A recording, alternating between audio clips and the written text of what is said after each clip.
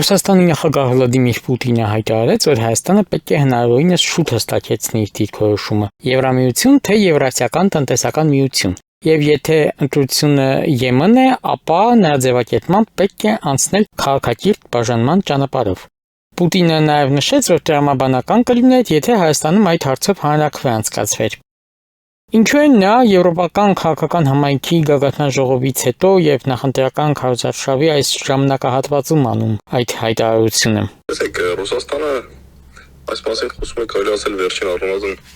երևի 1 տարվա ընթացքում, այն բանից հետո, երբ ազգային ժողովում ընդունվեց այդ հայտնի որոշումը կամ օրենսդրական նախաձեռնությունը սկսել Եվրագործընթաց Եվրամիության անդամակցության վերաբերյալ, դրանից հետո ամենաբարձր մակարդակով մի շարք Ռուսաստանից հայտարարություններ հնչեցին, որ այսպես ասենք ԵՄ-ի յատման անհամատեղելի են, եւ հետեւաբար եթե Հայաստանը որոշում է ընդունում գնալ դեպի ԵՄ, ապա բնականաբար պետք է դուրս գա ԵԱՏՄ-ից եւ իրենք ցանկանան առավել մեծ հստակություն այս հարցում, հետեւաբար ես սա ուղղակի ընտրությունների կամ նախընտրական շրջանի հետ չէի կապի,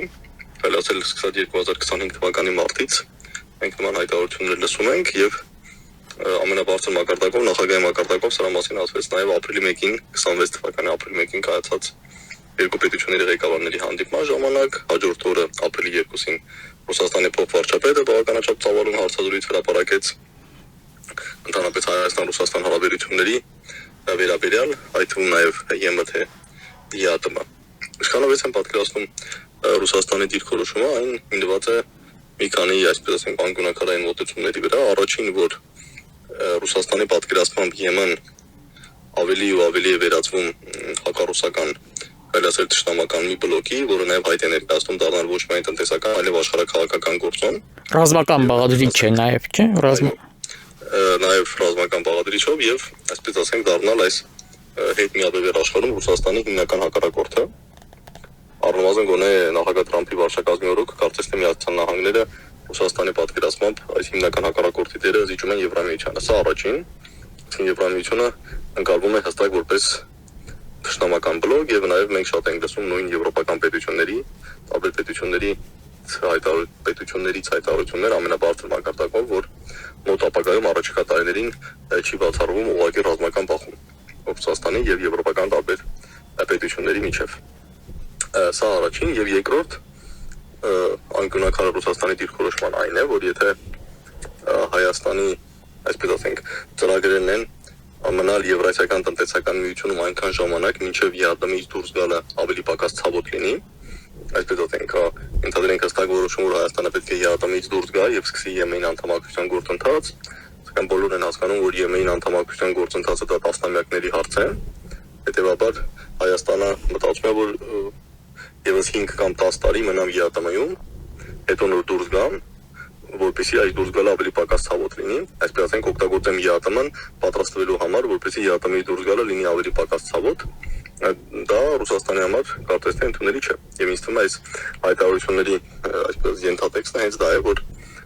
հարգելի գործընկերներ, եթե դուք պարզապես ասում եք, որ դե մենք որոշում կընդունենք այն ժամանակ, երբ ժամանակը գա, կամ երբ ժամանակը գա մենք արդեն կընտրենք կամ երբ ժամանակը գա կորոշենք դուրս են գալիս ԵԱՏՄ-ից թե ոչ, այսինքն ցանկանում եք գնալ ԵԱՏՄ-ի անդամ, որպեսզի պարզապես ավելի լավ պատրաստվեք ԵԱՏՄ-ից դուրս գալու եւ ԵՄ-ի անդամակցության գործընթաց սկսելու համար, դա մեր համար ընդունելի չէ, եթե արդեն կա հստակ քաղաքական ուղեգիծ, որ ինչ դուք պետք է ԵԱՏՄ-ից դուրս գաք, ապա Ռուսաստանի պատկերացմամբ դա պետք է անել հիմա, ոչ թե ասենք 2030 կամ 2035 թվականին։ Ժամանակ շահելու տարբերակ ունի Փաշինյանը։ Տեսեք, եթե զուտ իրավական կողմը նայենք, ճիշտ ասած ես ԵԱՏՄ, այսպես ասենք, ներքին ընթացակարգերին ամբողջությամբ ծանոթ չեմ եւ փորձագետ չեմ, հետեւաբար դժվար եմ ասել ինչ է տեղ ունենում այն պետության հետ, որ ենթադրենք Ռուսաստանը Հայաստանին ասում է այսպես շարունակել չի կարող, եթե ի վերջո պետք է ԵԱՏՄ-ից դուրս գաս, դուրս արի, ասենք, իրեմ 2027 թվականի հունվարի 1-ից Հայաստանն ասում է ոչ, 2027 թվականի հունվարի 1-ից դուրս չեմ գալու, դուրս կգամ այն ժամանակ, երբ կորոշեմ դիցուկ 2035 թվականի հունվարի 1-ից։ Ճիշտ ասած, հիմա որքանով է հնարավոր, որպեսզի Հայաստանին այսպես ասենք հեռացնեն ԵԱՏՄ-ից, մի փոքր բարդ եմ պատկերացնում եւ իրավական ընթացակարգին ամբողջությամբ ծանոթ չեմ։ Օրինակ Ռուսաստանը կարող է սկսել գործընթաց, ասենք դիմել ԵԱՏՄ անդամ մյուս պետություններին, չգիտեմ, դա կլինի Բելարուսը, դա կլինի Ղազախստանը, դա կլինի Ղրղզստանը եւ ասել տեսեք, քանի որ Հայաստանը ամենայն հավանականությամբ դուրս է գալու, բայց ոչ թե հիմա այլ 10 տարուց, եկեք Հայաստանին այսպես ասենք հեռացնենք ԵԱՏՄ-ից։ Արդյոք իրավական ընթացակարգերով դա հնարավոր է թե ոչ։ Հիմա դժվար է ասել։ Վերջին հաշվով գիտենք, որ ԵԱՏՄ-ի որոշումները ընդունում են կոնսենսուսով, եւ իրոք չեմ կարող ասել արդյոք հնարավոր է այսպես ասենք ԵԱՏՄ-ից որևէ պետության հեռացում, եթե օրինակի համար մնացած բոլոր պետությունները կողմ են, իսկ տվյալ պետությունը ասում է ոչ, ես չեմ ցանկանում ԵԱՏՄ-ից հեռանալ։ Սակայն ենթադրում եմ, որ Ռուսաստանի ձեռքում նաև այլ լծակներ կան, այսինքն այն տնտեսական լծակները, որի մասին նաև Ռուսաստանի նախագահը ակնարկեց ապրիլի 1-ի հանդիպման ժամանակ, այսինքն դուք մեզնից ստանում եք շուկայական գներից մի քանի անգամ ավելի էժան գազ, ձեր գյուղատնտեսական արտադրանքը հիմնականում կամ գրեթե բացառապես արտանվում է մեր Ռուսաստանի Դաշնություն, որ դեռևս բազմաթիվ Հայաստանի քաղաքացիներ շարունակում են աշխատել Ռուսաստանում, այնտեղ գումար վաստակել եւ զգալի թվով Հայաստանի բնակիչներ, այսպես ասենք, իրենց ֆինանսական կանոնությունը կամ բարեկեցությունը այսքան անչափով կախված է Ռուսաստանից, ապա կարծում եմ, որ Ռուսաստանը կարող է այդ լծակներն օգտագործել նույնիսկ եթե Հայաստանը ֆորմալ մնա ԵԱՏՄ անդամ։ Հետեւաբար իմ պատկերացմամբ երևի թե խոսքը գնում է ոչ թե նրանցին, որ ասենք Ռուսաստանը որոշում կընդունի ու կասի Հայաստանին ԵԱՏՄ-ից հեռացնում ենք, կամ Ռուսաստանը եւ ԵԱՏՄ այլ պետությունների միասին կասեն հեռացնում ենք Հայաստանին ԵԱՏՄ-ից, այլ բարձրապես Ռուսաստանը կարող է օրինակ հայտարարել, որ եթե գազի գինն եք վերցնում, հիմա այն որ մենք շուկայականից գալի էժան գնով ենք գազ գնում, դա ԵԱՏՄ-ի հետ ոչ մի կապ չունի։ Դա այսպես ասենք ռուս-հայկական երկու հարաբերությունների վրա է հիմնված եւ Ռուսաստանը ոչինչ չի խանգարում, ասել շատ լավ, շարունակում եք մնալ դուրս չեք գալիս ԵԱՏՄ-ից, թե յուրը շարունակում եք մնալ ԵԱՏՄ կազմում, խնդիր չի, բայց այսուհետև գազը կգնեք 1000 խորանարդ մետր ոչ թե $177.5, այլ դիցուկ $350 օրինակի համար։ Կամ ասենք խնդիրներ ստեղծել նույն հայկական ապրանքների համար, վերջին հաշվով մենք տեսանք, որ օրինակ ջերմուկի շուրջ խնդիրներ կան, չէ՞ մոտ 1,400,000 շիշ արգելափակվեց վաճառքը Ռուսաստանում առանց Հայաստանի ԵԱՏՄ-ից դուրս գալու։ Հետեւաբար, ոնց եմ ասում, ինչքանով եմ պատկերացնում, երևի թե խնդիրը այստեղ ոչ այնքան է, որ պարզապես Ռուսաստանը կորոշի եւ Հայաստանին կասի 2027-ի հունվարի 1-ից դու այլևս ԵԱՏՄ-ից հեռացված ես, այլ ասելով շատ լավ, եթե այսպես ասենք դու իմ հորդորներին չես լսում եւ չես կողմնորոշվում կամ ասում ես ես կկողմնորոշվում եմ, չգիտեմ 5 կամ 10 տարի հետո, երբ որ ԵԱՏՄ-ից դուրս գալ ավելի ցավոտ լինի, այդ դեպքում նույնիսկ ԵԱՏՄ անդամ լինելով մենք այսպես ասենք քո կյանքը կդարձնենք ավելի ցավոտ։ Այս ընտրություններն աշխարհաքաղաքական ենթատեքստ կամ համատեքստ ընդհանրապես չունեն, ասաց Նիկոլ Փաշինյանը։ Նրա խոսքով Հայաստանը վարում է հավասարակշռված արտաքին քաղաքականություն եւ ձգտում է, որպեսզի երկիրը տարբեր ուղղություններով համագործակցության այլընտրանքներ ունենա։ Որոնք են սրա հետ կապված ձեր դիտարկումները։ Տեսեք, ընդհանրապես այն, որ այս Հայաստանի ընտրություններն են աշխարհաքաղաքական ենթատեքստ, ավելի շատ արևմտյան տարբեր վերլուծաբանների, այսպես ասենք, նարատիվն է, եթե դուք տարբեր հոդվածներ կարդաք վերջին շրջանում, այսպես ասենք, այդպես են լրատվական եւ թե վերլուծական կենտրոնների կայքերում, ապա այս նարատիվը ավելի շատ գալիս է արևմուտքից, որ սա աշխարհաքաղաքական ընտրություն է, Հայաստան ընտրություն է կատարում Ռուսաստանի եւ արևմուտքի միջև,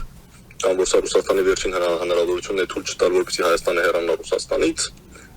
կամ որ այս ընտրությունները նույնն են, ինչ որ 2024-25 թվականի ընտրությունները Մոլդովայում, այսինքն Ռուսաստան թե արևմուտք, դա ավելի շատ արևմտյան նարատիվ է կամ արևմտյան որոշակի վերլուծական հետազոտական կամ գուցե նաև պետական շրջանակների նարատիվ, որին ես ինքս էլ համաձայն չեմ, որովհետև սա նախ Հայաստանի համար շատ վտանգավոր նարատիվ է, որովհետև եթե ընտրությունները ներկայացնում են ընդհանրապես որպես աշխարհաքաղաքական, ապա դրանով արդեն եթե մենք դրան համաձայն ենք, դա նշանակում է մենք ընդունում ենք, որ Հայաստանը արդեն այսպես ասենք դարձել է տարբեր ուժային կենտրոնների հակամարտության նոր մարտադաշտ եւ այսպես ասենք եթե նախկինում, չգիտեմ, Ռուսաստանի եւ Արևմուտքը կամ Ռուսաստանի եւ Եվրամիությունը հարաբերությունները բարձում էին Վրաստանում, հիմա բարձում են Ուկրաինայում, ապա հիմա եկել է Հայաստանում հարաբերությունները բարձելու ժամանակը, այդ խորհրդային բոլոր այդ պետությունների փորձերը, որոնք այսպես ասենք ըստ արևմտյան անցալման դարձել են Ռուսաստանի հետ մրցակցության թատերաբան, դա այդ պետություններին գրեթե ոչ մի լավ բան չի վերել, բայց հսկայական բացասական հետևանքներ ունեցել։ Հետևաբար իմ գրառմամբ եւս առնվազն ամեն ինչ պետք է անել, որպեսզի այդ ընկալումը չլինի, որ սա ընդհանրապես զուտ այսպես ասենք, որ Հայաստանը դարձել է Ռուսաստան արևմուտք կամ տվյալ բaragam Ռուսաստան Եվրամիություն հակամարտության նոր մարտադաշտ, որովհետև եթե մենք այսպես ասենք ինքներս ընդունենք այդ վարկածը եւ ասենք որ այո, սա հենց այդպես է, նորից եմ ասում, բոլոր այն պետությունները, ովքեր այս տրամաբանությամբ են առաջարժվել եւ ընդունել են կամ ընկալվել են որպես արևմուտք Ռուսաստան, Եվրամիություն Ռուսաստան հակամարտության նոր մարտադաշտ, դա այդ պետությունների համար գրեթե որևէ պետություններին գրեթե որևէ օգուտ չի տվել, բայց հսկայական վնաս է հասցվել եւ բայց այդ եթե ընդհանրապես նայում ենք ընտրարշավին, ավելի շատ սա կարծես թե ոչ այնքան ինչքանով ես հասկանում հետևելով, որ ավելի շատ կարծես խնդիրը այստեղ ոչ այնքան Ռուսաստան թե Արևմուտք, այլ մեր հարևան Ադրբեջանի եւ Թուրքիայի հետ հարաբերությունների կարգավորման գործընթացի մասին է։ Իսկ ոչ թե այն իմաստով, որ պետք է հարաբերությունների լինի հարաբերությունների կարգավորում թե չլինի, այլ թե ինչպեսին պետք է լինի այդ կարգավորումը, ինչ սկզբունքների վրա պետք է հենված լինի։ Չմոռանանք նաեւ, որ իհարկե նաեւ զգալի քանակությամբ ներ Հայաստանյան թեմաներ են քննարկում, այդ թվում նաեւ սոցիալ տնտեսական, սկսած աշխատատեղերից, վերջացրած աշխատավարձերից, պետական պարտքից եւ այլն։ Բայց արտաքին քաղաքականության մեջ կարծես թե հիմնականը ոչ թե այն է, որ չգիտեմ, մենք պետք է դառնանք հրաժեշտ տանք Ռուսաստանին, դառնանք կամ հրաժեշտ տանք Արևմուտքին, այլ ավելի շատ թե ինչպիսի հունով կամ ինչպես պետք է կարգավորվեն հարաբերությունները Ադրբեջանի եւ Թուրքիայի հետ, կամ այս կարգավորման գործընթացը, որը ընթանում է, ինչ սկզբունքներով պետք է շարունակվի եւ ինչպեսին պետք է լինի ավարտը։ Հետեւաբար ամեն դեպքում, եթե փաստացի նայում ենք, չկան հիմքեր տնտելու, որ այս անդորությունների հիմքը դա այսպես ասենք աշխարհակահաղականն է Ռուսաստան թե Արևմուտք, Ռուսաստան թե Եվրամիություն։ Եվ նորից եմ ասում, որ այս ընկալումը, եթե սա դառնա այսպես ասենք գերիշխող թե Արևմուտքում թե Ռուսաստանում, Հայաստանին գրեթե որևէ լավ բան բերել չի կարող։ Ինչպես է գնահատում Թուրքիայի կողմից Հայաստանի հետ երկկողմ առևտուր իրականացնելու արգելքների վերացման հանգամանքը։ Այո, Թուրքիան կարծես թե փորձում է ընդհանրապես սիմվոլիկ քայլեր անել Հայաստանի հետ հարաբերությունների կարգավորման գործընթացում, որոնք ինչպես նշեցի արդեն որ 4.5 տարի պաշտոնապես ընթանում են 2022 թվականի հունվարից։ Դրա մեջ մտնում է եւ այդ աշխատանքային խմբերի ստեղծումը, Կարճ Գյումրի երկաթգծի վերագործարկման հարցով եւ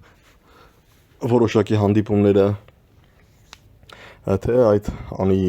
պատմական կամուրջի վերանորոգման հետ կապված արձանագրության ստորագրումը եւ թե այս վերջին քայլը,